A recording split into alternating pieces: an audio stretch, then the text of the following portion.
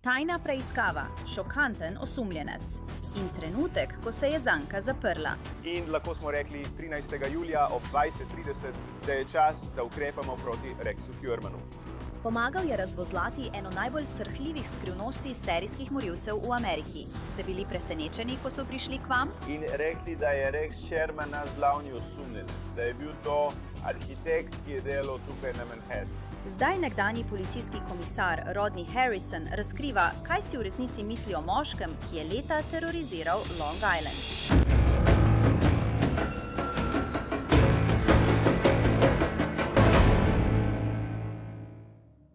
Preden se poglobimo v ta izjemno grozljiv primer serijskih umorov na plaži Gilgo, vam želim povedati o aplikaciji, ki jo uporabljam in mi je res všeč. Imenuje se Upside. In Upside vam povrne denar za vsakodnevne nakupe, kot so gorivo, živila in hrana za seboj. Tukaj je, kaj morate storiti. Aplikacijo Upside si brezplačno prenesete. Izberete ponudbo na eni izmed njihovih več kot 100.000 lokacij in plačate kot običajno s kreditno kartico. Nato potrdite nakup in bum, denar dobite nazaj. Recimo, da moram natočiti gorivo ali pa si želim nekoč naročiti hrano za seboj. Najprej bom poiskala ponudbe v aplikaciji Upside. Ko porabim denar, se ta znesek prikaže v moji aplikaciji in potem ga lahko prenesem neposredno na svoj bančni račun. Pogosti uporabniki aplikacije Upside v povprečju letno zaslužijo $254 nazaj, kar je res neverjetno. Da začnete prejemati svoj denar nazaj, kliknite na povezavo v opisu ali skenirajte QR kodo, ki jo vidite na zaslonu, in uporabite naš promocijski kodo CrimeFix, da prejmete dodatnih 25 centov bonusa na vsak galono pri svojem prvem tankanju goriva. Sem Anžaneta Levi in to je posebna izdaja CrimeFix, ki prihaja k vam iz središča Manhattana. Stojim na vogalu 5. avenije in vzhodne 36. ulice. To je območje, kjer so Rex Hjorman, serijskega morilca z Gilgo Beacha, pred skoraj 3 leti prijeli zaradi teh grozljivih umorov.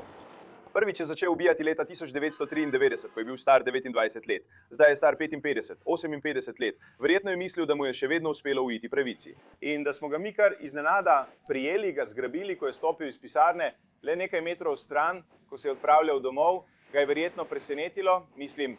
Nekdanji komisar policije okrožja Suffolk Rodney Harrison je pomagal ustanoviti posebno skupino za primer Gilgo Beach, ki je pripeljala do tega, da je bil Rex Hjorman identificiran kot glavni osumljenec za umore. Bilo je 13. julija 2023, ko je Hjorman zapuščal službo, kot je to običajno počel. Hodil je po 5. aveniji blizu 36. ulice, ko so posredovali organi pregona. Skoraj 3 leta kasneje je Hjorman priznal krivdo za umore 7 žensk. Prva je bila Sandra Castilla novembra 1993, Valerie Mack je bila ubita leta 2000, Jessica Taylor leta 2003. Nato je bila leta 2007 umorjena Maureen Brainerd Barnes. 2 leti kasneje, leta 2009, je izginila Melissa Bartholomew.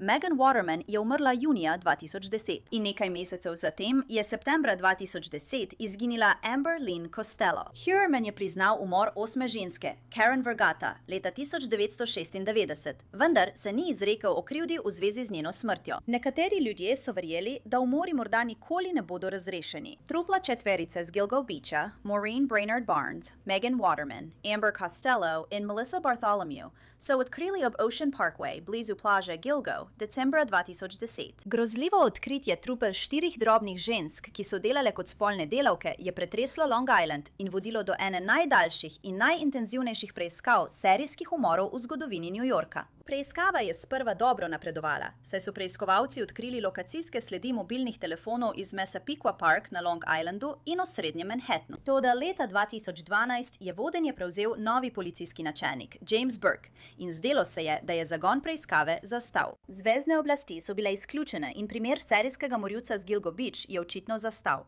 Nato je bil konec leta 2020 za policijskega komisarja okrožja Suffolk imenovan Rodney Harrison. Obenem je Ray Tierney zmagal na volitvah za okrožnega tožilca v okrožju Suffolk. Naslednje leto je bila ustanovljena delovna skupina za Gilgo Beach. Ko sem stopil v stik z FBI, smo imeli nekaj pomislekov. In sem rekel, poslušajte, ustanavljamo to delovno skupino. Tožilstvo sodeluje z nami, državna policija sodeluje z nami. Radi bi videli, če nam lahko pomagate. Razumem, da je v preteklosti morda prišlo do določenih frustracij In rekli so mi, absolutno ne. Ne bomo sodelovali z vami ali vašimi preiskovalci tam, ker so bili v preteklosti izobčeni. Niso imeli dostopa do primera in preiskovalnih korakov, ki so bili opravljeni. To je dokaj pogost pojav, kjer preiskovalci ne želijo zunanje pomoči, saj menijo, da lahko preiskave vodijo sami. Ampak policijska uprava okrožja Suffolk nima nujno najboljših virov in podatkovnih baz. In zato se meni, da bi FBI lahko bil izjemno ključen, kar se je na koncu tudi izkazalo. Tako sem mu moral nekako razložiti, da v prihodnje ne bo imel več težav. In če jih bo imel, sem zdaj tukaj. Ker sem bil nekdo od zunaj, nisem imel nobenih zvestob ali občutka, da bi moral komu ustreči. Še ena težava, ki sem jo predvidel, je bila, da če bi FBI moral vstopiti v pisarno, kjer so bili preiskovalci okrožja Suffolk, bi verjetno občutili nekaj napetosti, če bi morali tam ukrepati. Torej, strategija je bila naslednja.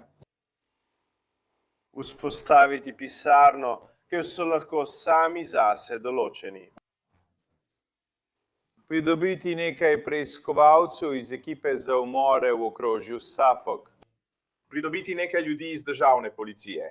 Priskrbeli so preiskovalko, ki je bila izjemna.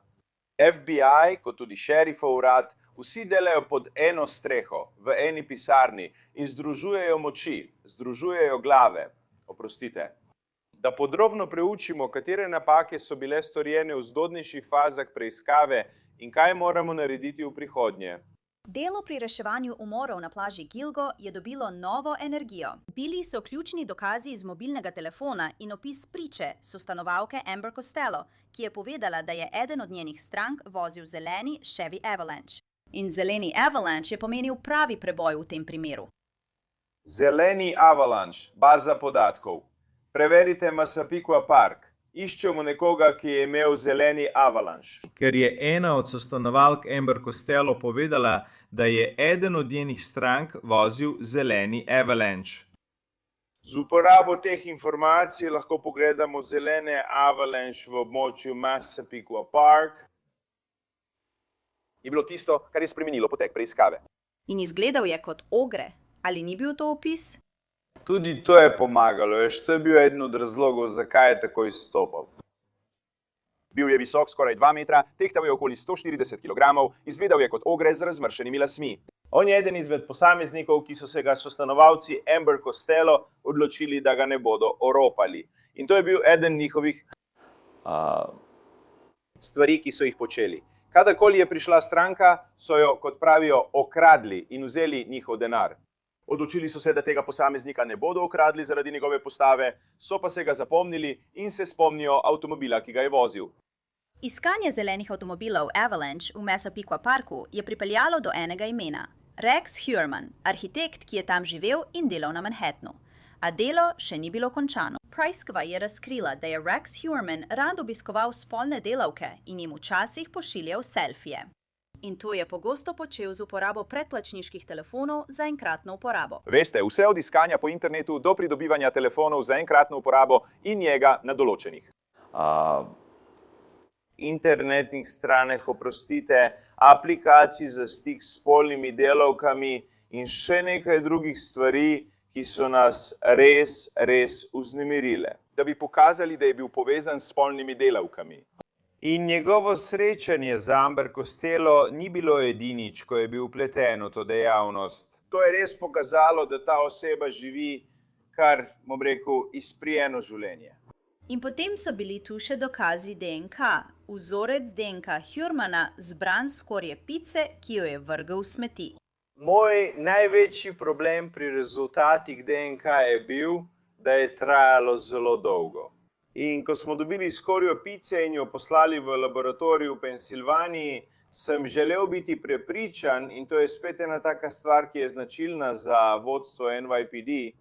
Želeli smo, da vedo, da ta primer ni le povprečen primer. To je primer serijskega morilca, star več kot 10 let in rezultate potrebujemo takoj. Lahko prosim postavite ta primer na vrh svojih primerov. In nisem prepričan, kakšen nesporazum je nastal ali se zgodil, ampak primer ni bil prednostno obravnavan. In se kar naprej klical, da bi izvedel, zakaj tako dolgo traja, pa niso imeli odgovorov. In postal sem tekola frustriran, da sem poklical svojega namestnika, policijskega komisarja Antonija Carterja. Pojdi tja, usedi se z znanstveniki in jim razloži. Poslušajte, ne vem, če veste, kaj se dogaja s tem primerom, ampak rezultate potrebujemo čim prej. Žalostno pa je, da tega na začetku niso vedeli. Ko smo se z njimi usedli in pogovorili, so se takoj lotili dela in rezultate smo dobili pravočasno. Ko se je DNK ujemal z lasmi, najdenimi na žrtvah, je bil čas, da obtožijo Rexa Heuermana. In policija je 13. julija 2023 ukrepala ter ga aretirala. Tako je preprosto hodil po 5. aveniji, kot bi to počel vsak drug Newyorčan. Ko pride iz službe, se odločite, da gre za varnostno vprašanje, zato ga aretirate na ulici, ker ne veste, kaj bi se lahko zgodilo, če bi ga prijeli v njegovi pisarni. Mislim, lahko bi imel tam orožje. Tudi drugi ljudje bi lahko bili v nevarnosti, kaj ne? No, ena mojih skrbi po 30 letih v policiji in zavedanju, da ima nekdo registriranih 97 registriranih orožij na svoje ime, moja največja skrb je bila, Če ga bomo prijeli, ali bi se lahko situacija spremenila v streljanje, torej imel sem nekaj skrbi. Ali nosi pištolo, ali je bila v torbi pištola. Veste, je velik moški, ali se bo uprl in začel velik strelski obračun. Torej, bilo je nekaj skrbi, vendar so se moški in ženske, ki so bili dodeljeni delovni skupini, strinjali, da je to najboljša strategija. Sodelovanje z Rayem Tierneyjem, zagotavljanje, da poskušamo dobiti priložnost, da se z njim pogovorimo, preverimo, ali bi bil pripravljen deliti kakšne informacije, je razlog, zakaj smo ga tukaj zaprli. Strategija je bila, da ga prepeljemo nazaj v Yaphank na Long Islandu, da bi videli, ali bi bil pripravljen sodelovati, pa ni bil. Ste bili presenečeni, da ni želel govoriti, da zahteval odvetnika? Nisem prepričan, če je prava beseda presenečenje. Bom pa rekel tole.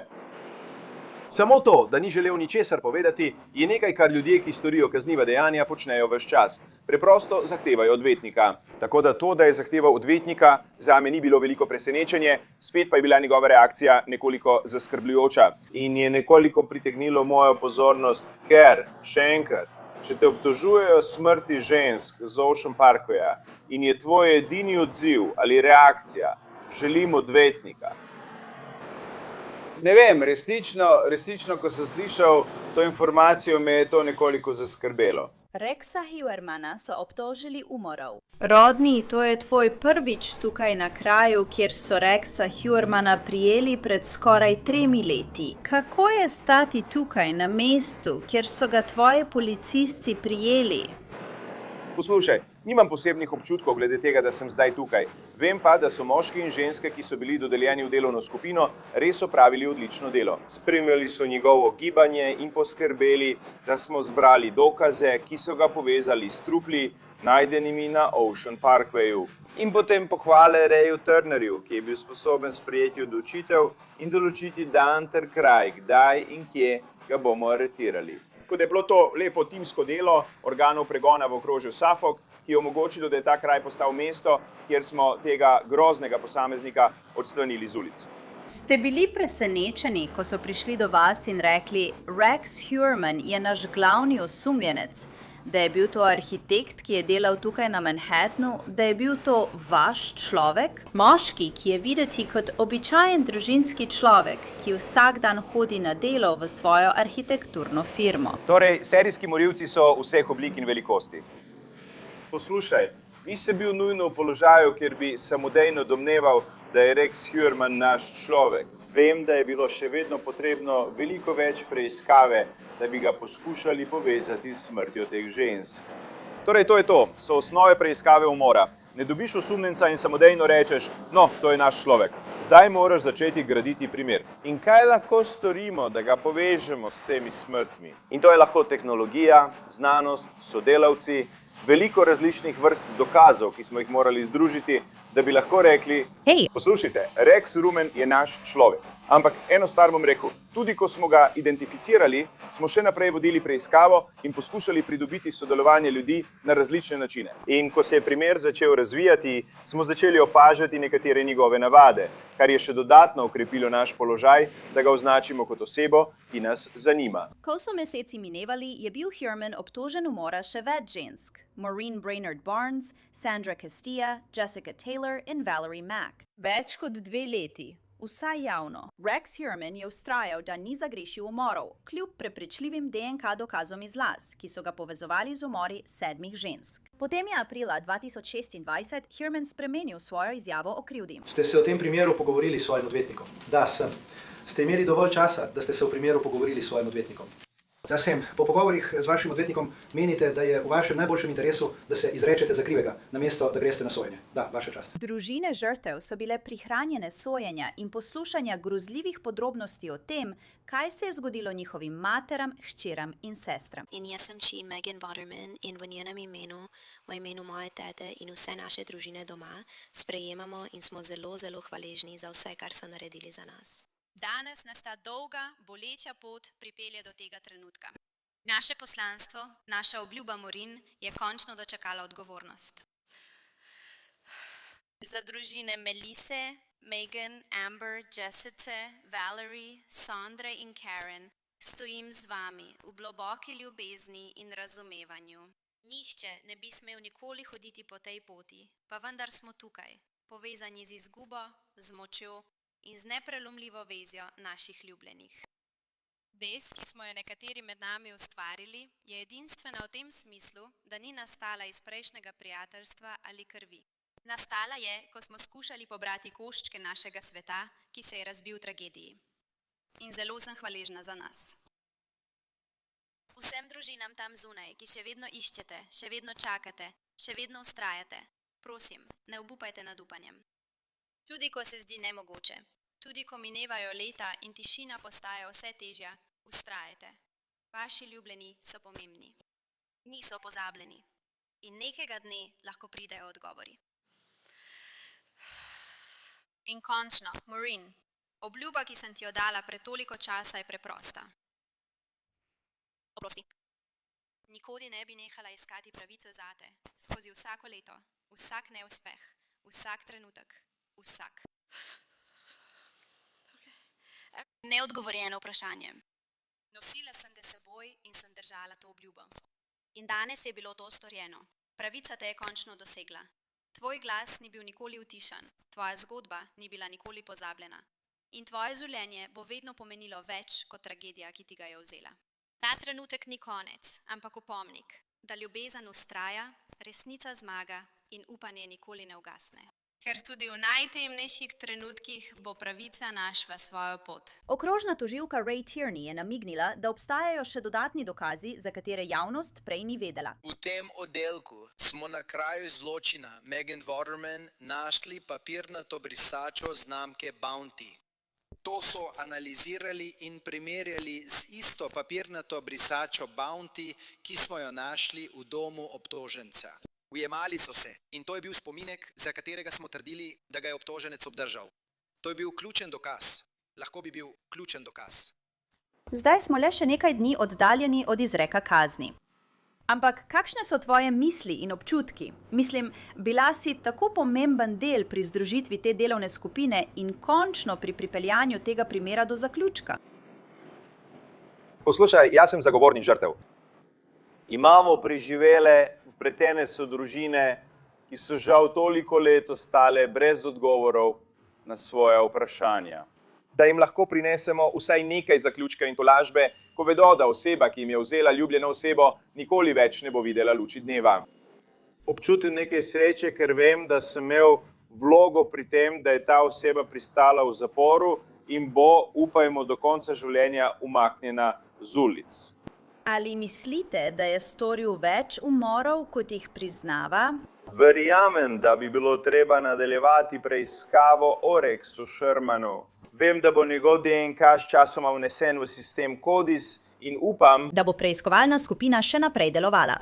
Morda bodo lahko identificirali druga trupla, ki morda še niso bila identificirana ali odkrita in jih povezali z Rexom Huermanom. Poslušajte, Ne bom tukaj sedel in ugibal ter trdil, da je še več trupel povezanih, ampak vesel sem, da bo preiskava nadaljevana, da se ugotovi, ali obstajajo še druge žrtve povezane z Rexom Shermanom ali ne. Rodney Harrison je napisal knjigo o svoji karieri in umorih na plaži Gilgo. Naslov knjige je Komisar, od policista na ulici do glavnega policista v NYPD in notranja zgodba o lovu na serijskega morilca s plaže Gilgo. In v sredo, 17. junija, bo Rex Heuermann uradno obsojen za teh 7 grozljivih umorov. Obsojen bo na več zaporednih dosmrtnih kazni. Prav tako je, kot sem omenila, priznal še 8. umor, umor Karen Vergata. Pravni in kriminalni kanal bomo za vas popolnoma spremljali dogajanje. Še enkrat, sem Anžaneta Levi v središču Manhattna. Najlepša hvala, da ste si ogledali to epizodo Crime Fix. Se vidimo naslednjič.